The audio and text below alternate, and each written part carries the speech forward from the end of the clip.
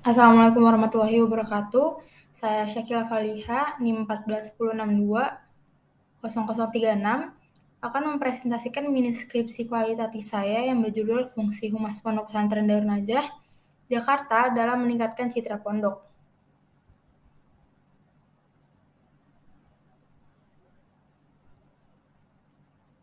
Latar belakang masalah. Fungsi humas tentunya memiliki tujuan untuk menciptakan opini baik di kalangan masyarakat eksternal maupun internal, sehingga masyarakat memiliki kemauan baik dan partisipasi bersama perusahaan. Kini banyak instansi pendidikan yang mulai menyadari bahwa humas adalah alat yang diperlukan untuk membuat kebutuhan, dan program mereka diketahui berbagai lembaga edukasional mulai menggunakannya untuk mendapatkan dukungan publik. Instansi pendidikan tersebut tidak terlepas dari pondok pesantren. Pondok pesantren Darul Najah sendiri telah memiliki 17 cabang sekolah di berbagai daerah Indonesia dengan jumlah santri sejumlah 11.926 orang. Banyak jumlah cabang sekolah yang dimiliki pondok pesantren Darul Najah tidak terlepas dari masifnya jumlah peserta didik yang berminat untuk mengenyam pendidikan di sana, terlepas dari banyaknya insiden yang diberitakan di televisi terkait dengan pondok pesantren. Contohnya insiden redaksi di Pondok Pesantren Sumatera Utara yang diberitakan di IDN Times, serta beberapa kasus kekerasan lain, tidak menghilangkan kepercayaan siswa untuk bersekolah di Pondok Pesantren Darul Najah.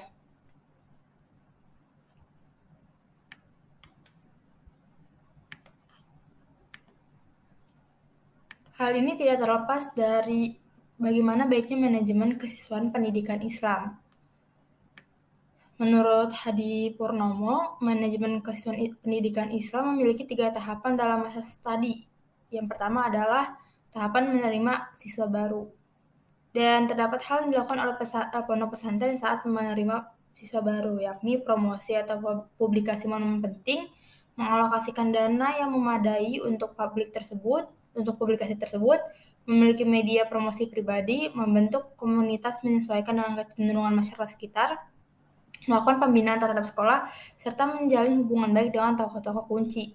Hal di atas berkaitan erat dengan fungsi humas, karena segala fungsi-fungsi humas bertujuan untuk membina hubungan baik dengan masyarakat dan mencerminkan citra baik. Manajerial tersebut merupakan bagian dari upaya membangun hubungan harmonis, pendekatan yang tepat dengan pihak luar maupun pihak dalam perusahaan, memicu partisipasi aktif dan positif dari khalayak, sehingga instansi akan memperoleh berbagai bentuk respon yang baik, dan respon tersebut dapat berupa dukungan moral maupun material yang akan diterima oleh instansi tersebut. Fokus penelitian. Dari latar belakang serta penjelasan data yang telah diutarakan di atas, peneliti memutuskan untuk mengkaji bagaimana fungsi humas pondok pesantren Darul Najah dalam meningkatkan citra pondok sehingga dapat berkembang menjadi pondok yang besar seperti sekarang. Oleh karena itu, dasar dari penelitian ini adalah fungsi humas pondok pesantren Darul Najah Jakarta dalam meningkatkan citra pondok dengan fokus penelitian sebagai berikut. Bagaimana fungsi Departemen Kemasyarakatan Pondok Pesantren Darul Najah Jakarta dalam meningkatkan citra pondok. Tujuan penelitian. Berdasarkan latar belakang dan perumusan masalah di atas, adapun penelitian ini bertujuan untuk menganalisis fungsi humas Departemen Kemasyarakatan Pondok Pesantren Darul Najah Jakarta dalam meningkatkan citra pondok. Sedangkan manfaat penelitian terdiri dari manfaat akademik. Diharapkan hasil dari penelitian ini dapat dimanfaatkan untuk menguatkan teori-teori yang berkaitan dengan ilmu komunikasi, khususnya dalam bidang kehumasan, serta diharapkan dapat menambah wawasan dan menjadi referensi bagi penelitian-penelitian selanjutnya. Sementara itu, manfaat praktis diharapkan penelitian ini dapat memberikan informasi bagi praktisi, terutama praktisi humas di bidang pendidikan, sehingga instansi pendidikan dapat terus mengembangkan kinerja kehumasannya di waktu mendatang. Bab 2. Kajian teori. Dalam Theory of Excellence oleh Grunig, mengidentifikasi indikator humas yang efektif, seperti reputasi, citra, niat baik, dan branding menjadi kata kunci populer di kalangan humas saat ini. Citra sendiri harus merupakan cerminan realitas yang bila tidak dibentuk oleh perusahaan atau instansi, maka pihak luar yang mungkin akan membentuknya menjadi terdistorsi atau buruk bagi suatu perusahaan atau instansi. Variabel penelitian dalam penelitian ini adalah fungsi hubungan masyarakat. Menurut Cutlip et al., terdapat dua fungsi dominan humas, yaitu adalah teknisi komunikasi yang berfungsi dalam melakukan program dan kegiatan komunikasi seperti menulis rilis berita, mengedit, dan mengembangkan situs web. Namun tidak akan terlibat dalam pengambilan keputusan organisasi. Yang kedua adalah fungsi manajer komunikasi. Fungsi ini berada dalam koalisi dominan, merencanakan, mengelola, dan memfasilitasi program komunikasi, menasihati manajemen, dan membuat keputusan kebijakan. Humas dengan fungsi manajer komunikasi memiliki 3 spesifikasi yang berbeda. Yang pertama adalah fungsi ahli riset, yang kedua adalah fungsi fasilitator komunikasi, dan yang terakhir adalah fungsi fasilitator pemecah masalah. Bab 3. Metode penelitian. Paradigma penelitian yang digunakan dalam penelitian ini adalah interpretif. Menurut Creswell, interpretif membentuk penelitian lebih lanjut, dan latar belakang peneliti membentuk interpretasi mereka, dan peneliti memposisikan diri dalam penelitian, serta interpretasi peneliti berasal dari pengalaman pribadi, budaya, dan sejarah penelitian sendiri.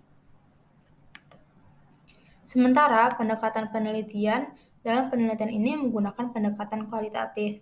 Menurut Creswell, pendekatan kualitatif digunakan untuk pengumpulan data, analisis, interpretasi, dan menulis laporan. Pendekatan kualitatif digunakan jika suatu konsep atau fenomena perlu dieksplorasi dan ketika diperlukan pemahaman yang kompleks serta mendetail dan terdapat keterlibatan masyarakat di dalamnya. Kemudian yang ketiga adalah teknik penarikan informan. Penarikan informan menggunakan non-probability sampling, yakni teknik pengambilan sampel yang digunakan dalam penelitian berdasarkan kriteria tertentu atau menggunakan metode purposive. Purposive sampling adalah jenis pengambilan non-probability sampling di mana unit akan diamati dipilih berdasarkan penelitian tentang unit mana yang paling berguna atau representatif.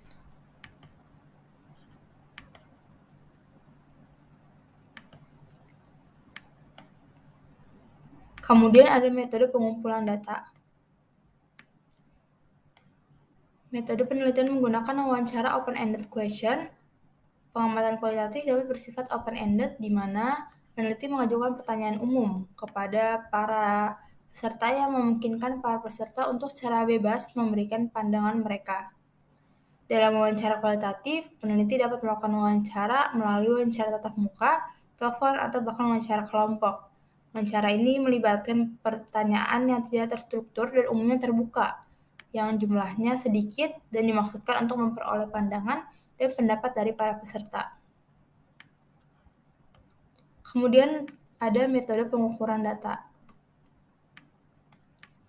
Yang pertama adalah keabsahan data. Dalam penelitian ini, metode keabsahan data yang digunakan adalah triangulasi.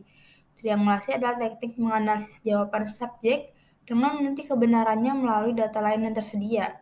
Menurut Sekaran dan Bui, terdapat beberapa jenis triangulasi, yakni triangulasi metode, di mana menggunakan beberapa metode pengumpulan dan analisis data. Kemudian ada triangulasi data, serta triangulasi teori, di mana berbagai teori atau perspektif digunakan untuk menafsirkan dan menjelaskan data.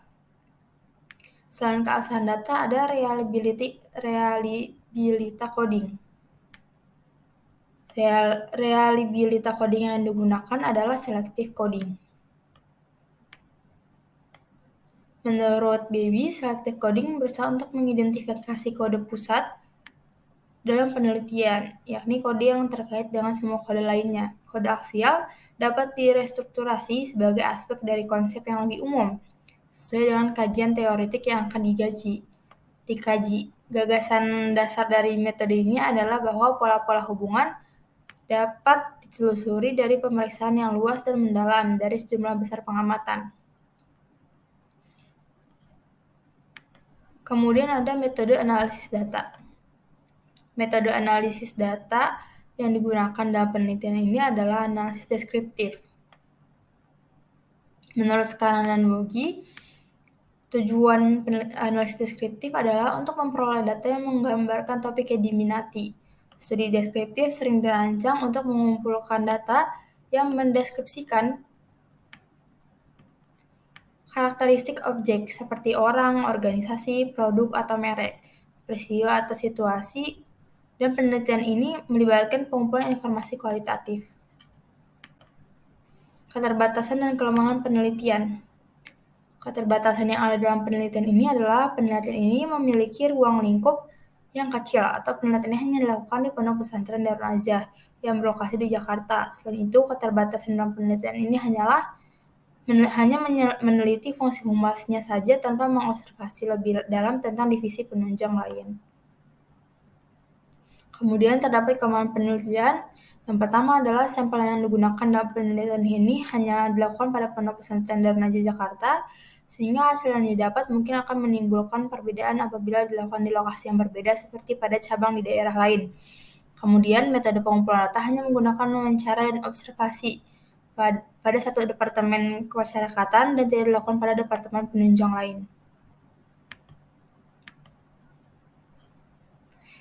Yang terakhir adalah lampiran. Lampiran 1 adalah Table Operational Concept. Konsep yang digunakan adalah public relation, dan variabel yang digunakan adalah fungsi hubungan masyarakat atau fungsi humas. Dengan dimensi teknisi komunikasi dengan indikator, menulis rilis berita, mengedit, dan mengembangkan situs web. Kemudian dimensi manajer komunikasi dengan indikator, pertama adalah memiliki otoritas dalam komunikasi, yang kedua adalah sebagai perantara antara organisasi dan publik, yang ketiga terlibat dalam keputusan strategis, membantu menetapkan tujuan, menentukan kebutuhan komunikasi, dan memberi nasihat tentang implementasi. Sekian presentasi mini skripsi kualitatif saya. Terima kasih atas perhatiannya. Wassalamualaikum warahmatullahi wabarakatuh.